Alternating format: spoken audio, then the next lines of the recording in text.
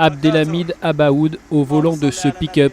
La vidéo est tournée en février 2014 en Syrie. Avant, subhanallah, on tractait du jet ski, des quads, des motocross, des grosses remorques remplies de bagages, remplies de cadeaux pour aller en vacances. Une sorte de film souvenir de sa guerre sainte, mais c'est en fait une véritable chronique de On l'horreur. traque les mourtad, les kuffars, ceux qui nous combattent, qui combattent l'islam. Derrière sont accrochés 7 à 8 corps, des civils et des rebelles syriens qui viennent d'être tués dans de violents combats.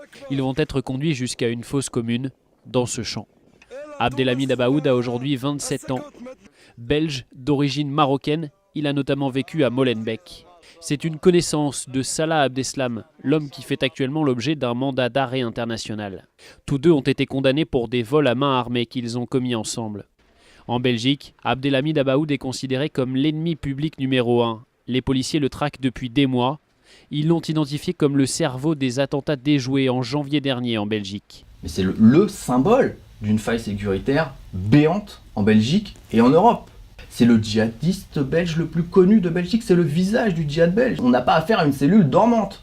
Au contraire, on a quelqu'un qui est le djihadiste le plus identifié. C'est en 2013 qu'Abdelhamid Abaoud rejoint la Syrie. Il va combattre dans les rangs du groupe État islamique. Son nom de guerre est Abu Omar Soussi.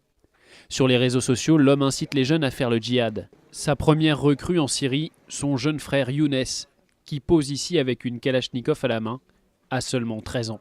En août dernier, un djihadiste français de retour de Syrie avait été arrêté par les services de renseignement français.